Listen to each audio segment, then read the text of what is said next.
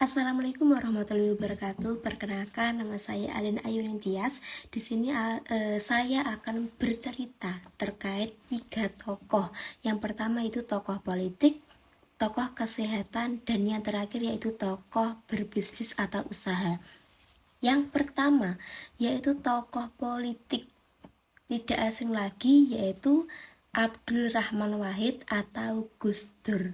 Beliau ini adalah Presiden keempat Republik Indonesia yang terkenal dengan kata-kata gitu aja kok repot.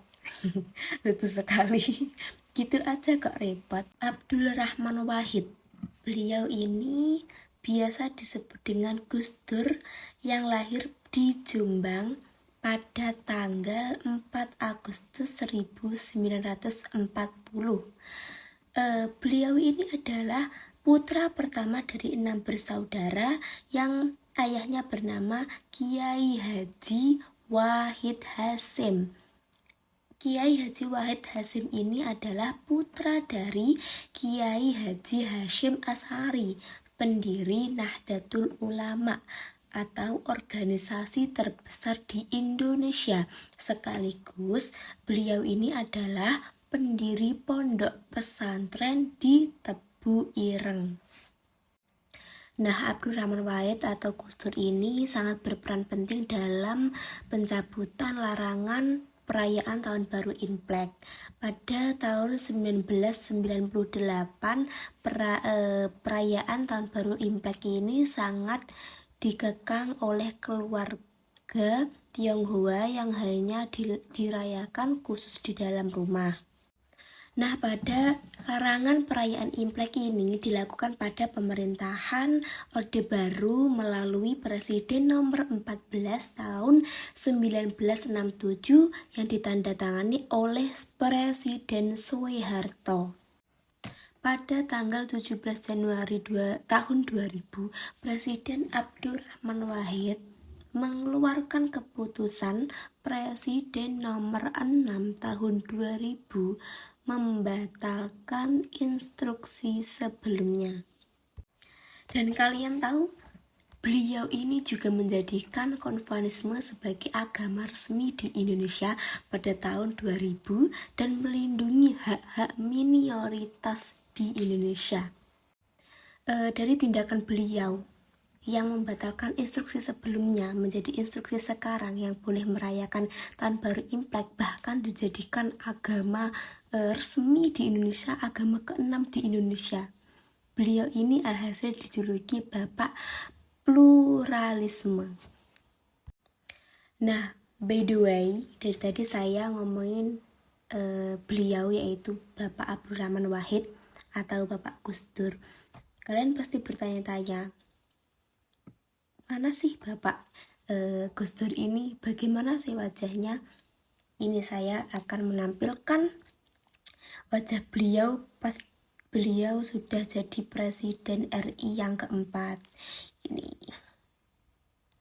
Dan ini adalah foto beliau pas masih remaja, masih kecil ya, masih kecil. Dia berada di tengah-tengah antara ibu dan bapaknya, dan di depannya itu adalah saudara-saudaranya. Beliau adalah anak pertama dari 6 bersaudara. Oke, tadi saya sudah sedikit bercerita tentang tokoh politik yaitu Abdul Rahman Wahid atau sering kita sebut yaitu Gus Dur. Next, kita akan bercerita. Saya akan sedikit bercerita terkait tokoh yang kedua yaitu tokoh kesehatan. Saya sangat kagum dengan beliau ini yaitu Hasri Ainun Habibie. Kalian pasti tidak asing lagi dengan nama Habibie. Apakah kalian tahu siapakah beliau? Ya, benar, beliau ini adalah istri dari Presiden Republik Indonesia ketiga, yaitu Basaruddin Yusuf Habibie. Siapakah beliau ini kok bisa dijadikan tokoh kesehatan? Beliau ini adalah dokter dan juga Ketua Umum Perkumpulan Penyanturan Mata Tunanetra Indonesia atau PPMTI. Salah satu jasa terbesar beliau ini adalah mendirikan Bank Mata Indonesia untuk membantu tunanetra yang kebanyakan masyarakat menengah ke bawah. Bayangkan saja ya teman-teman, kalau kita di dalam kalangan masyarakat menengah ke bawah dengan keadaan penyakit tunanetra, kita bisa apa? Bayangkan saja itu tidak murah ya. Kita berobat tunanetra itu tidak murah. Nah, beliau ini mendirikan Bank Mata Indonesia untuk kalangan menengah. Kita tidak bisa apa? Kita kalangan menengah ini tidak bisa apa-apa kalau tidak dengan jasa mulia mereka. Gitu. Jadi jasa beliau ini sangatlah mulia sekali dengan mendirikan Bank Mata Indonesia untuk kalangan menengah ke bawah. Oke, selanjutnya yang terakhir yaitu kita akan bahas tokoh bisnis, aset-aset, cuan-cuan, ya kan. Dari tadi kita ngomongin politik, ngomongin kesehatan terkait tunanetra. Kita santain dulu dengan kopi kenangan. Kita mengenang ya guys dengan kopi.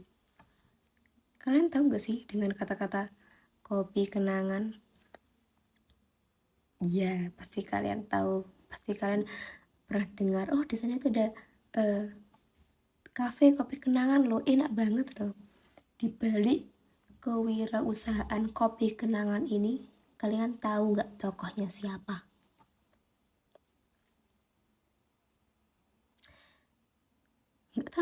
Gak tahu, searching. Gak. Nih, saya kasih tahu ya. Yaelah. Dari tokoh kopi kenangan ini adalah jeng siapa yo? Beliau ini adalah Edward Tirtanata dan James Prananto. Nah, beliau ini adalah tokoh kopi kenangan. Sebelum mereka berdua ini membangun usaha kopi kenangan, beliau ini melihat ada masalah kesenjangan pada kopi kafe kelas atas dengan kedai kopi di pinggir jalan. Nah, dari itu mereka mempunyai ide, muncul ide kopi kenangan. Kopi kenangan. Apakah kalian tahu kenapa mereka berdua itu memberikan nama kopi kenangan? Nah, jadi mereka berdua itu berfokus dengan kata kenangan, dengan harapan dapat memperlakukan konsumen yang datang ke kedai mereka itu sebagai teman. Dan setiap cangkir kopi yang mereka buat dengan cinta dapat meninggalkan kenangan yang baik buat konsumen. Jadi logikanya dia memberi kenyamanan, memberikan secangkir cinta. Agar apa? Agar konsumen tidak bisa move on dan kembali lagi ke kopi kenangan. Pintar juga ya mereka itu. Jahat banget gak sih guys itu kopi kenangannya? Dia memberikan cinta, memberikan kenyamanan, membuat kita tidak bisa move on dan kembali lagi ke dia. Enggak guys, ini bukan soal kopi kenangan, tapi tentang cinta. Curhat gak sih? Curhat.